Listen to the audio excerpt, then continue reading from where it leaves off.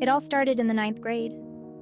I was 15, a typical schoolgirl, classes, friends, dreams of the future. But everything changed when a new PE teacher arrived. His name was Taylor. Tall, blonde, with piercing blue eyes and a fit figure. He instantly became the center of attention, especially when he wore those tight t-shirts to class. My heart would race, and I'd catch myself blushing whenever he looked my way. Of course, I wasn't the only one who noticed him. All the girls in class were smitten. We'd whisper about him during breaks, make plans, but I tried to stay above it all. Schoolwork was always my priority. In April, our school, as usual, organized a spring ball. A month before the event, we had to find a partner and rehearse a dance together. My classmate, Mark, asked me to be his partner. We practiced for days on end, perfecting every move.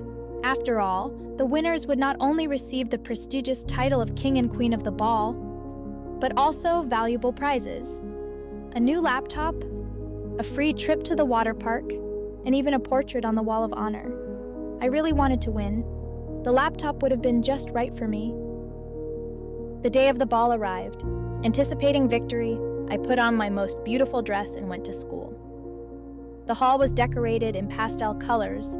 Balloons, garlands, and fresh flowers created a festive atmosphere. The stage sparkled with lights, and the sounds of the orchestra filled the hall with excitement. Mark and I were supposed to perform one of the first, but when our turn came, he was nowhere to be found. I started to panic. It turned out that Mark had sprained his ankle and couldn't come. The teacher said that unfortunately I couldn't perform alone. To say that I was upset is an understatement. I felt betrayed and humiliated. Tears streamed down my cheeks nonstop.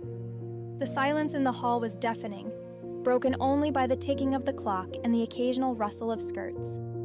I had been preparing for a whole month, giving up many parties and entertainments, just for this stupid ball. I sat there for about 10 minutes, thinking that life was unfair. Suddenly, I felt a touch on my shoulder. Looking up, I met the gaze of my PE teacher. He looked at me with sympathy. "Hey, how can such a beautiful princess be crying on such a wonderful evening?" he asked in a soft voice. I didn't want to tell him anything, but at that moment, I was too upset. I blurted out everything that was on my mind, how Mark had stood me up, how long I had been training, and how disappointed I was. He listened attentively without interrupting. When I finished, he smiled and put his hand on my shoulder. His touch was warm and calming. "Get yourself together and wait for me on stage in 5 minutes," he said. I looked at him in surprise, but he had already disappeared around the corner. My heart was pounding like a drum. Could he really be serious? I quickly freshened up and headed to the stage. My teacher stood in the center, dressed in an elegant black suit that accentuated his athletic figure. He looked completely different from his PE classes, confident, collected, almost mysterious. We quickly discussed our dance, and he smiled, saying, "Don't worry, everything will be fine." I nodded, but inside I was still uneasy. The music started, and we began to dance. At first, everything went according to plan. But then, when we moved on to improvisation, I felt my whole body fill with energy. We spun around the stage like a whirlwind. Our movements synchronized and fluid. I looked into his eyes and saw the same excitement there as in my own. It seemed like the whole world around us had disappeared, leaving only the two of us and this enchanting music. At one point, he bent me down so low that my hair touched the floor. I felt dizzy and at the same time an incredible sense of freedom. I stood there, stunned, unable to believe what had just happened. My teacher smiled at me, and, taking my hand, we bowed together to the audience. When we went backstage, he gently released my hand. "A teacher can't win the grand prize, but there's nothing stopping them from dancing and rescuing damsels in distress," he said with a slight smirk. My heart was pounding. I wanted to thank him, to tell him how much he had helped me. But the words got stuck in my throat. He just smiled and disappeared into the crowd. Soon, they called my name to the stage. When I heard my name, my heart raced again. I walked to the microphone feeling like I was in a dream. Tears of joy streamed down my cheeks. I received my prizes, the long-awaited laptop, a trip to the water park, and of course, the crown of the ball queen.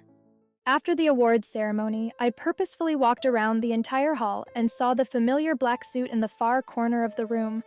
I ran over there, but it turned out to be a guy from a parallel class. I asked if he had seen our teacher.